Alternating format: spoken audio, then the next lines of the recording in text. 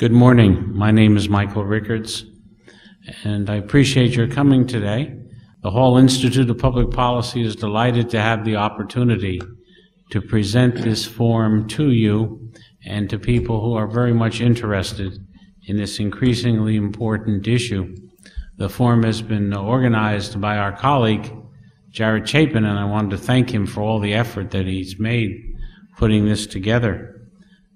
The Hall Institute was founded 4 years ago to look at the questions of public policy in the state of New Jersey and to recognize the significance that they might have in terms of what we're trying to do across the country.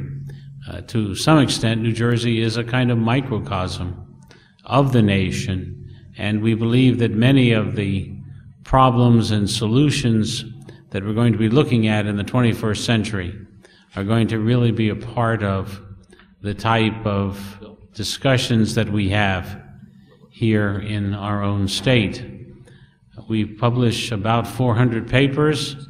We have a radio show and a television show, and if you go to our Hall NJ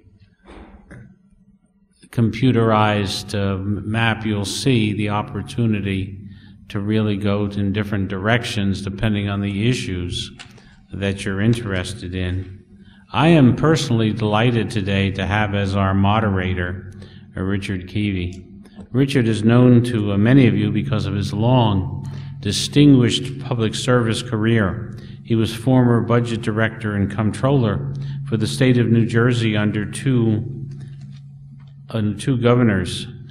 He was also Deputy Undersecretary for Finance for the U.S. Department of Defense and was appointed by the President of the United States as Chief Financial Officer for the Department of Housing and Human Affairs, Housing and Urban Development. And so we're delighted to have him. He now is just down the street doing a fine job at some of the most exciting forums that I've seen since I've come back to New Jersey. He's director of the Policy Research Institute for the region at Princeton University in the Woodrow Wilson School. So I'm very pleased that he's going to be willing to be our moderator this morning. Richard, welcome.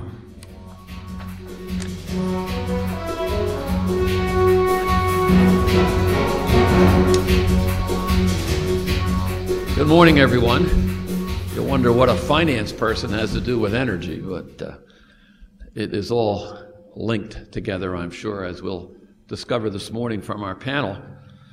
The New Jersey Master Plan that Governor Corzine released in October 2008 lists a series of goals and action items that hopefully will put the state on track to successfully meet the energy challenges which we face in this state, and while at the same time seeking to develop the clean energy industry as a cornerstone to the New Jersey economy.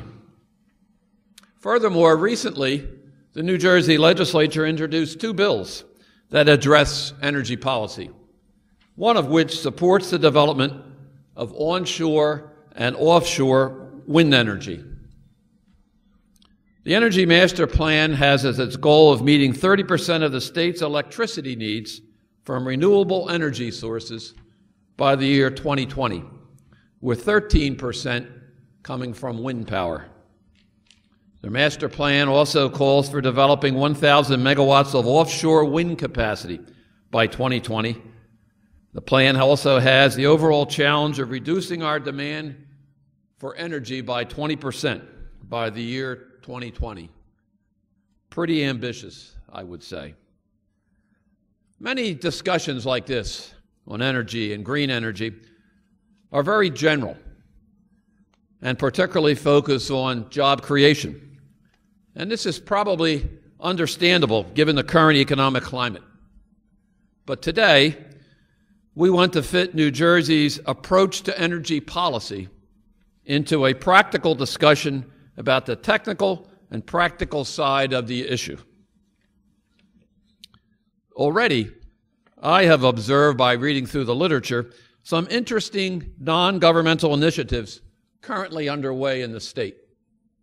For example, several months ago, Garden State Offshore Energy, a joint venture between PSE&G Renewable Generation and Deepwater Wind, was awarded the rights for the construction of a $1 billion offshore wind farm in the southern part of the state that will include 96 turbines and produce as much as 346 megawatts of electricity, all to be done or to be started by the year 2013.